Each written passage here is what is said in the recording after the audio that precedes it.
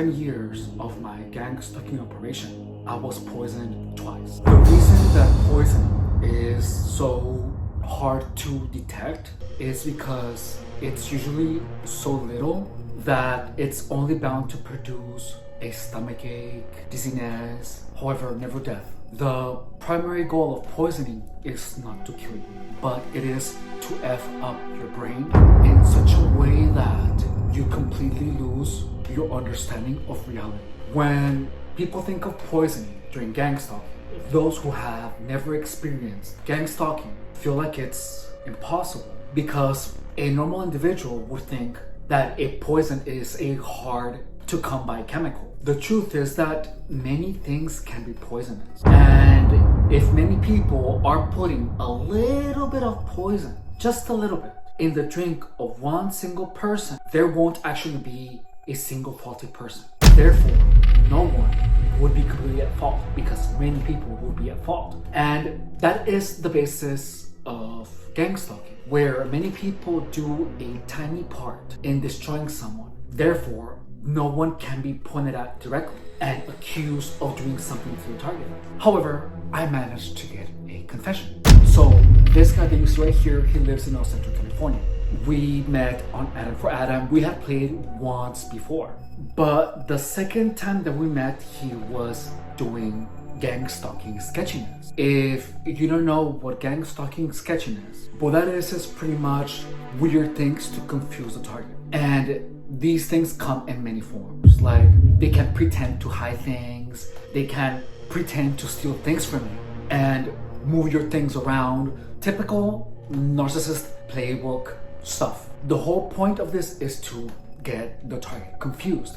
Now, it was during this time where the people that I was meeting for fun encounters were doing the thing where they were leaving me waiting in front of their house for 20 minutes. He did that. He only answered the door after I threatened with leaving.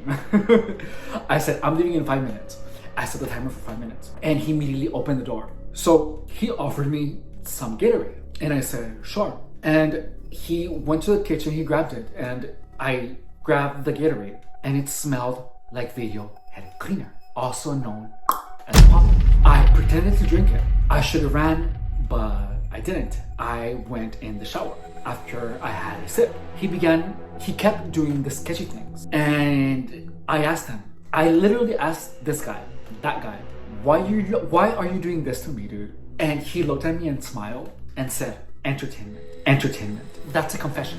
This guy, gang stalker, confessed to me that he was doing something for his own entertainment at my expense. I actually got a confession out of this guy. So the focus of this video is that gang stalkers assume that you are going to be so effed up in the head all the time because they count on people feeding you drugs, spiking your drinks with I don't know what, that they think that you are effed up in the head. So you're not going to be really understanding what's happening around you. And because so many people are doing things like that to you, that cumulatively are significantly devastating and can even lead to death and to cerebral damage.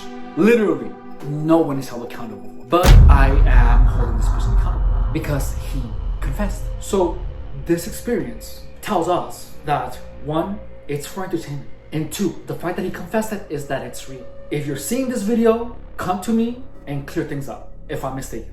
But I know I'm not. I'm just giving you an opportunity to talk. So that is the basis through which gang stalking keeps people safe. Everyone is doing a tiny part. And because everyone's part is so tiny, is so little, the target cannot point at someone in particular. But I can because I actually got one person to confess. Additionally, this in itself comes to prove that anything can be a poison. Literally anything. And the smell of video head cleaner is unmistakable because one whiff of that and your face gets all red, your heart starts pumping really fast. I felt that when that was happening. So that in itself is unmistakable. And this guy tried to poison me and he confessed. To finish up, this experience with this guy made me feel uncomfortable. The experience with this guy, after I had showered, I was uncomfortable because he kept doing sketchy things. And they got to a point where they were undeniable. So I just left. Gang stalkers are going to be doing things like this to you. And they're going to be behaving like their friend, like your friend. Because they know that the only way that they can get access to you is by befriending you. And the moment that you cut off ties with these types of people, they are useless in the gang stalking operation. Subscribe to this channel if you haven't. My name is Efren Rodriguez and I was gang stalked for 7 years. I wasn't only poisoned, but I was harassed by many people. I was hurt by many people physically. And gang stalkers believe that they're invincible. That's why they feel so free to harass someone so obviously.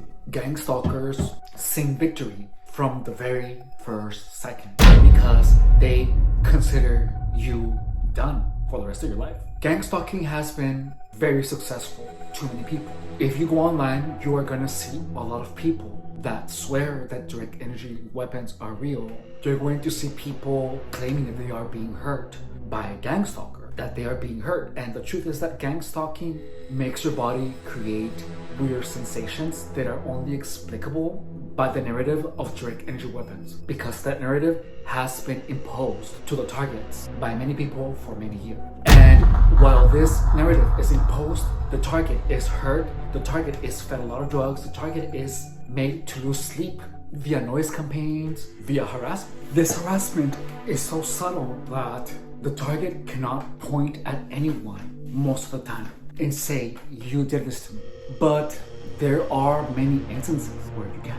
The goal of this channel is to explain how gang stalking works. I want to explain what actually goes behind the scenes of this type of harassment that makes it so successful. There are so many people that are claiming they are being hurt by these direct energy weapons. But the truth is that these people have gone through so much harassment that they are literally unable to comprehend the reality. And it makes me so sad to be able to see this, because there are so many people that have been harassed by this and have been permanently injured. Their minds have been permanently injured to such an extent that they are unable to comprehend reality. I stepped on that reality for a little bit. I did. And it was awful. It was awful. It is because of that same experience that I decided to start this channel, because the people that have lost the battle with gang stalking are going to be claiming a lot of things that are made to appear as delusions to normal people, to people that have not ever been gang stalked. And it is the lack of understanding of the methodology of gang stalking that makes this so difficult to understand to anyone that has never been stalked. So subscribe, like, and share, because that is the only way that we're going to spread the word and the truth about gang stalking, in addition to holding these people accountable for the things that they have done. Because gang stalking is something so underhanded, and the effects of it are very real, are very, very, very real.